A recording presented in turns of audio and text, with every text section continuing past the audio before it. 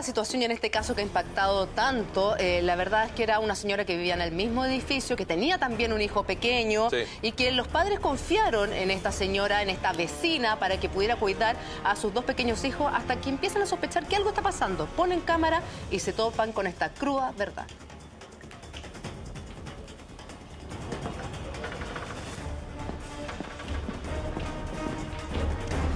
Bueno, estábamos viendo cómo ella está en la pieza matrimonial y, vistiendo a la pequeña y a pito de nada. La niña de un año no hace nada, ni llora ni nada. Empieza a pegarle unos palmotazos que la tira al otro lado de la cama. O sea, de verdad es brutal cómo esta mujer agrede a una pequeña de tan solo un año y cómo hay otro chiquitito que también como que entra y cuando ve que se está produciendo esta escena en el dormitorio sale arrancando, probablemente porque ha tenido que presenciar estos episodios en anterioridad y si es que no, a él también le ha pegado. Ya está con nosotros, por supuesto, Camila Estuardo y también la psicóloga infanto-juvenil Natalia Ursch. Natalia, ¿cómo estás? Bienvenida nuevamente. Bienvenida. Porque queremos saber cómo poder detectar en nuestros hijos chiquititos que algo está pasando con la cuidadora, que algo está pasando con la persona que se encarga de ellos mientras nosotros salimos a trabajar. ¿Hay ciertas señales, hay ciertos tips que podemos detectar? Exactamente. Muchas veces dan tips de si hay alguna marca, digamos, en el niño que indica maltrato físico. Pero el problema con eso es que las marcas aparecen solamente en 30% de maltrato. Entonces puede existir maltrato en otro 70% sin ninguna marca visible. Por lo tanto, es más importante observar la conducta del niño y algunos como indicaciones más bien psicológicas. Por ejemplo, si el niño cambia bruscamente conducta o comportamiento. Por ejemplo, si el niño es sonriente, tranquilo y de repente vuelve como muy introvertido, tímido. Ensimismado, claro. Claro, también otro indicador cuando el niño está muy irritable. O al revés, como muy como para adentro. Muy para adentro, como muy introvertido. Tenemos que siempre hacerle caso a los niños porque hay muchas veces que nuestros hijos se van a la primera con alguien y lo quieren y todo, y hay otras veces que empiezan a mantener cierto rechazo con ciertas personas. ¿Tenemos que confiar en ese instinto de nuestros hijos?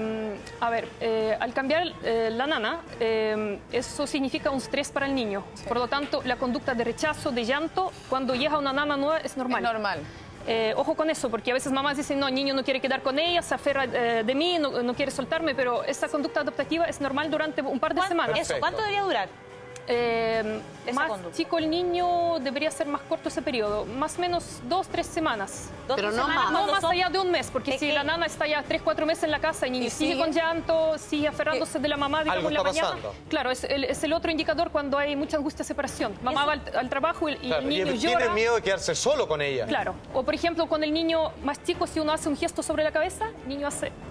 Instintivamente. Yo tengo ese punto porque como mamá, en el fondo, creo que estamos también con todo este tipo de cosas como medias como paranoicas. Entonces, de repente no sabemos si efectivamente puede ser porque el niño está enfermo, se siente mal, porque de repente va al jardín, va feliz, otro día va triste y te empiezas a pasar todos los rollos de ¿le estará pasando algo en el jardín? ¿Será? Entonces, como... ¿en qué momento efectivamente poner atención y hacerle caso al hijo y cuándo efectivamente dejar que todo siga? A ver, se dice que los niños fantasean e inventan cosas, pero ojo, niños fantasean sobre cosas vividas y experimentadas. Perfecto. Con algún referente. Yo tenía una hija de una amiga, ella decía que la nana le dio una cachetada en el pelo. Es decir, cachetada en el pelo no existe, había tirón de pelo. Pero sí se refirió a una situación, digamos, en su lenguaje infantil de 3 años, una agresión vivida real. ¿Y ese rechazo hacia esta cuidadora o hacia la nana es automático? O sea, ¿el niño cambia su conducta de manera automática? Sí, cuando la ve, o por ejemplo, cuando aparece nana o le pide algo al niño, el niño vuelve muy sumiso. Como una actitud así, por ejemplo, si mi hija no me obedece a la primera, ni a la segunda, ni a la tercera, la nana dice que recoge, el niño... Otras veces también, cuando mamá va con el niño, por ejemplo, al parque, el niño le cae algo, mamá dice que no, y el niño solo se golpea a mano. Se pegan solos. No te puedo creer, se castiga. Sí, yo tenía que decía, no, eso no se hace, y el solo se pegaba. Otras veces el niño dice, por ejemplo, acerca de sí mismo, soy malo, soy feo, empieza con eso. Entonces eso significa que él está como actuando en función de un como autoconcepto negativo que alguien le comunicó. Pero Natalia, hagamos algo. Veamos los tips de los niños que todavía no hablan, de los más chiquititos que todavía no hablan, cómo podemos detectar efectivamente de que algo está pasando con ellos. Como por ejemplo, conversar con el niño preguntándole qué hizo durante el día, cuando recién están empezando a hablar, cuando nos pueden decir algo. ¿Es importante ese tip? Claro, porque no se trata de acusar a la nana. Se trata de averiguar, digamos, qué está pasando cuando tú no estás. ¿Y podemos confiar en eso plenamente o el niño puede que se guarde cosas? Porque puede que le digan, no cuenten nada. Muchas veces niños que hablan, guardan cosas. De hecho, casos de abuso sexual, digamos, se averiguan meses después de lo que sucede. Por lo tanto, es más importante como observar conducta del niño, su estado de ánimo. A veces aparecen pesadillas. A veces aparecen unos miedos que antes no estaban. Por ejemplo, yo tenía un paciente que tenía miedo de entrar al ascensor, que antes no pasaba. Claro. Y resulta que la nana... Claro. ¿Qué hacía?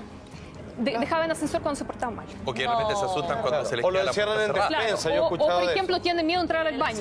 Y eso resulta que la nana castigaba al niño, encerraba en baño a oscuras. Entonces el niño de repente agarra ese miedo. Entonces vamos por parte. El primer tip que hay que tener, y hay que estar atento con los niños más grandes que hablan, que nos pueden verbalizar y expresar precisamente todo esto. ¿Qué han hecho en el día? Es conversar qué han hecho en el día. El segundo tip es el siguiente.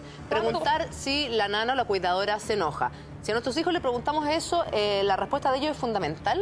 No, por ejemplo, preguntar, ¿qué han hecho durante el día? Ah, salieron al parque, comieron, ya. ¿Y comiste toda tu comida? No. ¿Y cuando no comes toda tu comida, qué hace la nana?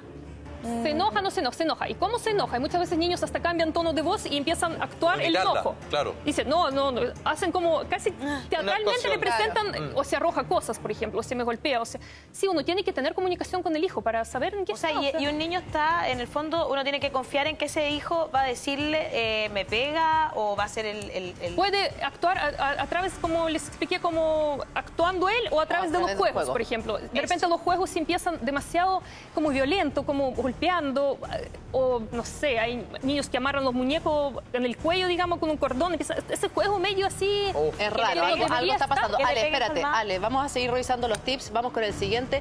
Fijarse si el niño empezó a decir cosas negativas acerca de sí mismo. Lo que yo comenté, soy malo, soy feo, soy tonto.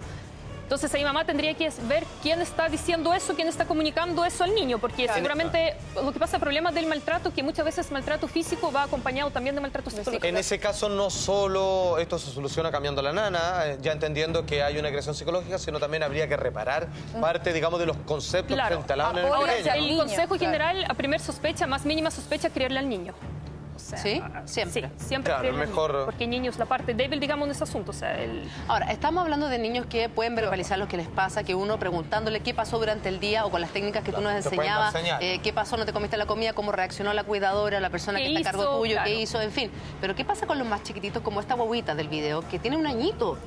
¿Cómo podemos detectar efectivamente que las personas que la están cuidando la están maltratando? Están haciendo todo lo contrario. Tienden...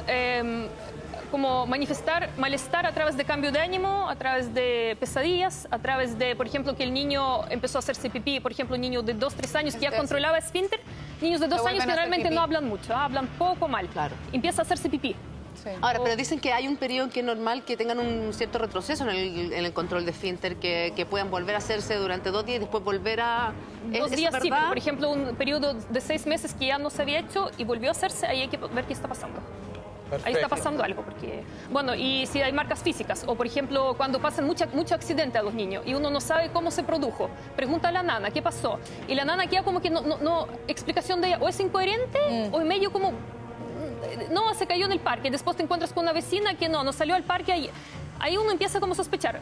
Ahí puede ser 2 escenarios, o la nana lo maltrató al niño, o el niño se hizo solo eso y Nana no estaba, que es también maltrato, porque es una negligencia. O sea, dejarlo un niño solo, de 1 año no puede estar solo porque se puede caer, se puede... Ahora, en los pequeñitos entonces tenemos que estar atentos frente a cualquier cambio de actitud. O sea, también, por ejemplo, el síndrome de niños sacudido, el síndrome de niños sacudido, las guaguitas, ¿no? Cuando el niño llora, la persona se desespera, lo empieza a sacudir. Hay niños somnolentos, como aletargado, pueden aparecer vómito, dificultad respiratoria y algunas veces convulsiones, niños que se convulsionan. Y a veces lo llevan a la clínica y empiezan a hacer radiografías y con radiografías se averiguan que existen, o por ejemplo, fracturas. Fractura clavícula. En un lactante no puede haberse fractura, o esguince del hombro. Y ahí con radiografía se averigua que resulta que hay otras varias fracturas en periodo de cicatrización, que en el fondo se cicatrizó. Tenemos otro tips respecto a cómo uno puede darse cuenta efectivamente si su hijo está siendo maltratado. Por ejemplo, demuestra excesiva angustia al separarse de la madre en la mañana, cuando nosotros tenemos que salir a trabajar y la guaguita o el pequeño de 1 año, 2 años llora desconsoladamente, te sigue hasta la puerta, te dice no, mamá, no.